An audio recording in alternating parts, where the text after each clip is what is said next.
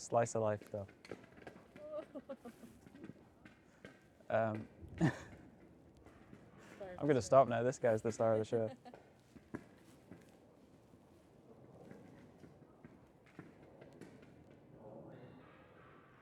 Very loud ball, eh? Here at Crow Hill, we're drawn to music that is shaped by place. We believe sound is formed as much by setting as by composition, molded by cultural context, what surrounds you, and where you're placed in time. I'm Theo, a composer and songwriter, and with Crow Hill, I visited a near and dear place, Paris. Paris's musical heritage is always a source of inspiration for me. Shaped by rebellion as much as refinement, it has long been a city of sonic and artistic contrasts. While a budding composer in my teens, I was introduced to romanticists such as Chopin, impressionists like Ravel and Debussy, and modernists such as Boulez. Each of these figures left an indelible mark on me, but what also struck me was their deep connection to Paris itself. It was a living, breathing influence on their creative lives. As with every episode of this series, my primary wish is to delve deeper. By exploring the composers themselves, I aim to understand why Paris held such a powerful appeal for artists whose styles and temperaments were so different and whose work stretched across generations. Welcome to Adventures in Sound.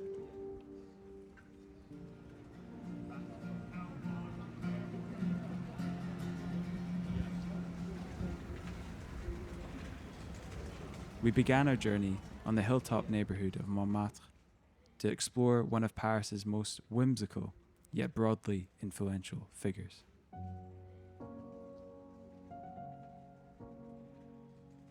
Here I am just off 6 Rue Courtauld, right in the heart of Montmartre. Over a century ago, this was home to one of music's most eccentric and quietly revolutionary figures, Erik Satie. Satie lived here from 1890 to 1898 during a period which many call his Bohemian Montmartre years. At this time, the neighbourhood was a hub of creativity. Loads of artists, poets, and cabaret performers flocked here for the cheap rent and to immerse themselves in the cultural scene. Satie fit right in. In fact, he worked just up the hill at the Chat Noir Cabaret, where he played piano and mingled with symbolist poets. But Satie was never quite like anyone else. He walked around in identical grey velvet suits, 7 of them, and carried a hammer in case he needed self-defense. He referred to himself as a gymnopédiste, which is a term he essentially invented. This period at Rue Courtauld is where Satie wrote some of his most famous pieces, including the Nocienne,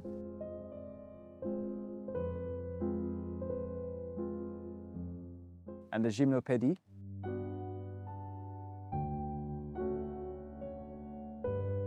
These works were radically simple in a time where classical music was drowning in heavy ornamentation. Satie stripped everything down to its essence, slow, spacious melodies suspended over simple harmonies. It's this quality, music that creates an atmosphere rather than demanding attention, that makes Satie one of the earliest pioneers of what we now call ambient music. Long before Brian Eno coined the term, Satie was imagining music that was more part of an environment than a spectacle. He coined a concept called furniture music, which is music that's meant to blend into the background and be a part of life rather than a performance. Brian Eno, credited with defining the modern ambient genre, explicitly cited Satie as a precursor.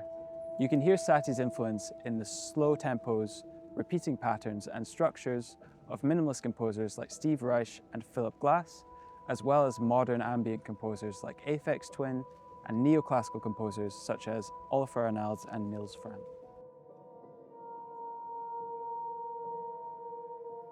With Satie being the forefather of ambient music, it's only fitting that we explore the contemporary influence he had.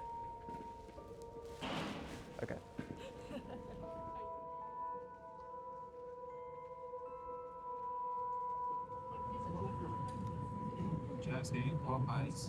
In Paris. All the pastry shops in the world, and he's in a fucking...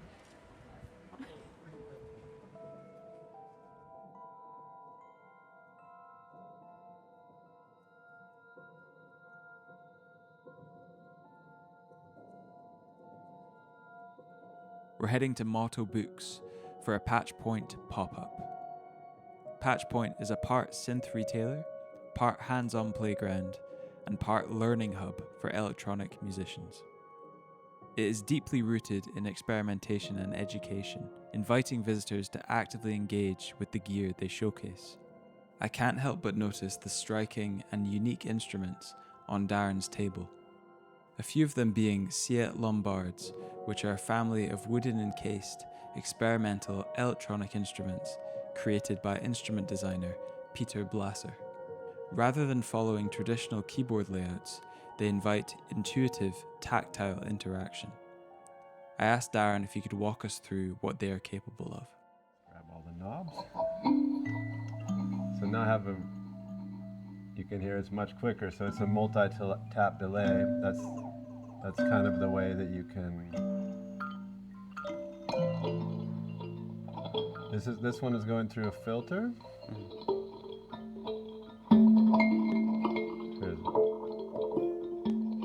Which you can modulate, and you can do a lot of things. So I think the most interesting new development in the world of Satie Lombard is he started gold leafing the wood, and what that does is that acts as like an antenna. You can see when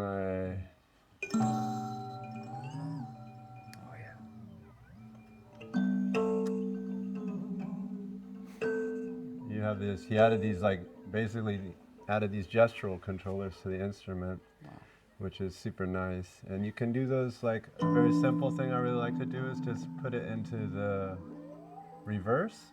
So that way you play, let's do it faster so we're on multi-tap.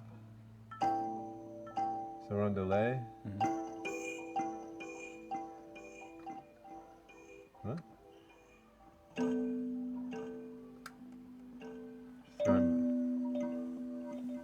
You hear it going backwards? Wow. So it's like a fun way to control the parameters. It's also very smooth. Funny thing I didn't like about it right away was I didn't not like it, but it's funny. Like when you push the button, you're always infecting the controllers, so you kind of got to work those into your So it loops when you press the button? Yeah, so when these orange lights are on, that means that it's saving it, freezing it forever. Right. And then you can crank the volume or lower the volume like a mixer. And then that's a good point to go through and show. So basically you have like VCAs on the effects and you have VCAs on the input. So if I grabbed a cable, I could take a VCA. The center section is kind of it's 5 oscillators and they can be linked together. So here, I'll just use it as a basic kind of tremolo effect. Yeah. And they're inverted, and it's hard to hear when you're just changing between each other. But if you took, for example, like sound on the other side, or let's freeze anything.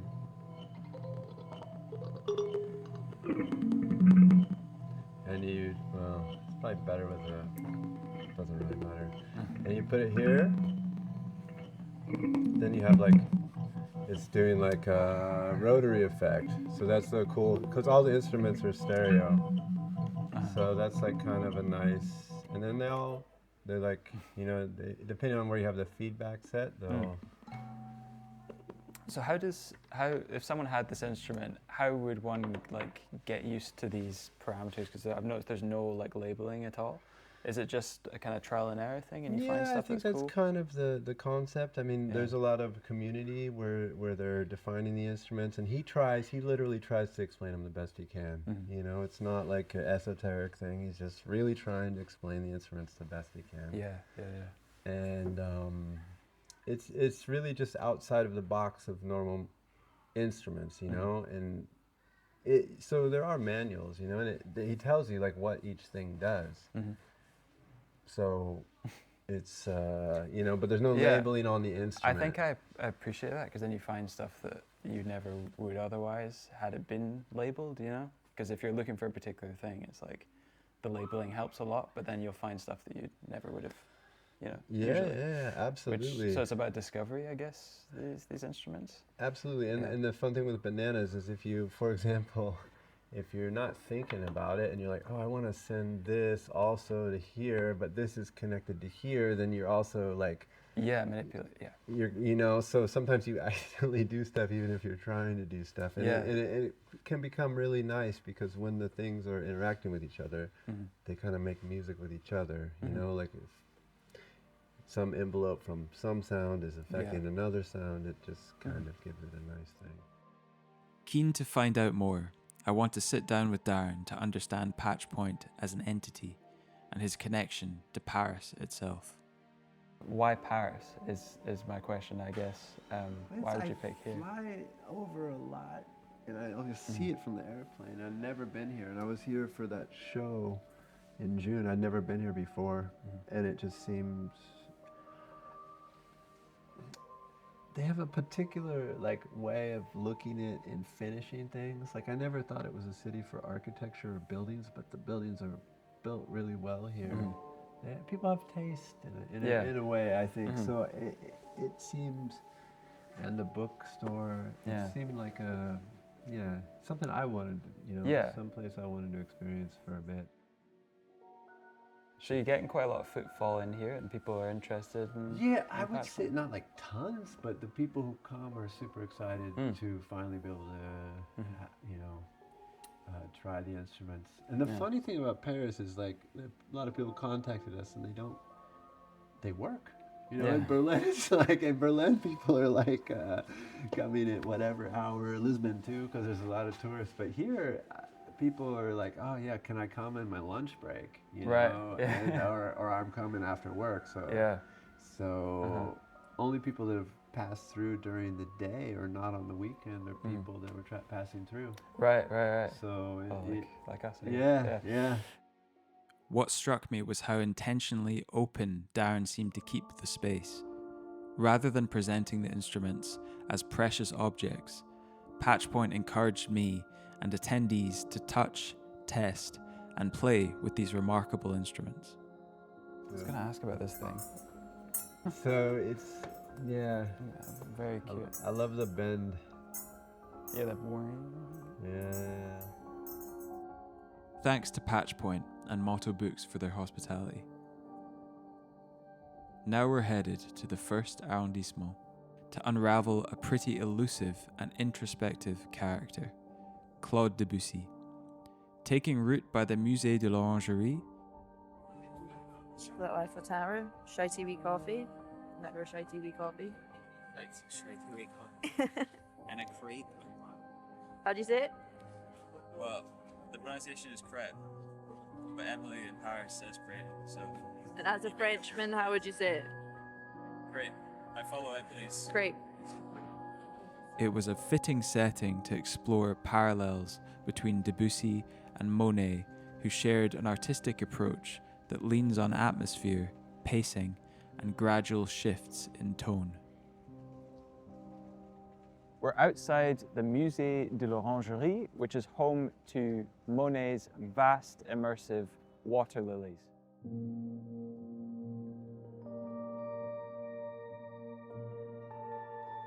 This is a fitting backdrop to talk about how Impressionism didn't just change visual art, but also changed the possibilities of music as well.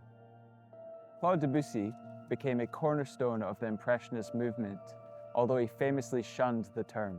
While Impressionist painters like Monet and Renoir were dissolving forms into a shimmering light, Debussy was doing the same with his music. Much like these paintings, Debussy's compositions are undeniably ethereal, and he incorporates a lot of close voicings into his compositions, with the melody becoming quite blurred with the harmony. Instead of following the stricter forms and harmonic rules of the Romantic era, Debussy favored more fluid structures, subtle colors and moods, and harmonies that seemed to float and not resolve in a conventional way. He disliked the dominance at the time of Germanic musical forms and once quipped that Beethoven's symphonies were too heavy to float.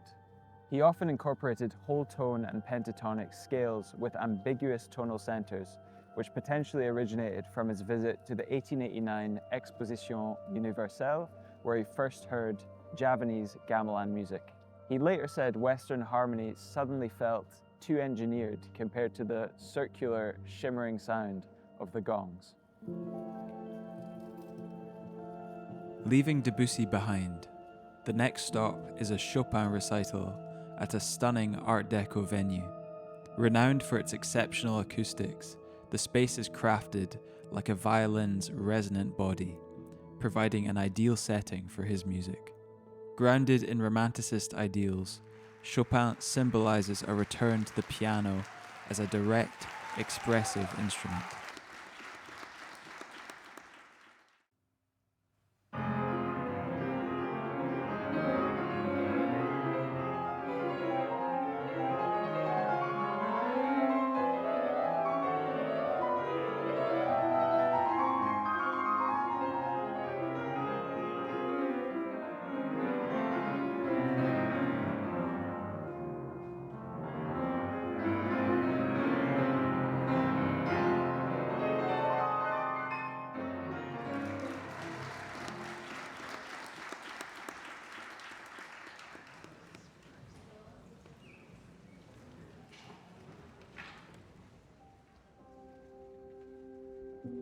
Leaving behind the intimacy of the Chopin recital, we're setting off to the Philharmonie de Paris, a space where modern design meets acoustic perfection. Guided by the pioneering vision of Pierre Boulez, the hall reflects his meticulous nature, conceived to capture every nuance of sound, allowing music to unfold with a remarkable clarity and depth. We're here at the Philharmonie de Paris, built in 2015 in the Parc de la Villette. It was conceived as a major cultural project to expand the Cité de la Musique and provide Paris with a world-class symphonic venue. Its largest hall, designed by architect Jean Nouvel, is named the Grande Salle Pierre Boulez, which reflects the association's deep connection with this composer and conductor. Boulez's musical language is defined by structural rigor, sonic innovation, and the rejection of traditional music conventions. He reacted strongly against musical traditions he deemed arbitrary, stylistically stagnant, and overly sentimental. He famously dismissed many 19th century romanticists and even some early modernists as insufficiently radical. This is in stark contrast to Paris romanticists such as Chopin, who valued elegance, emotional nuance, and the ideal of personal expression. Boulez sought to dismantle this through structure, serialism, and abstraction, and a detachment from popular taste.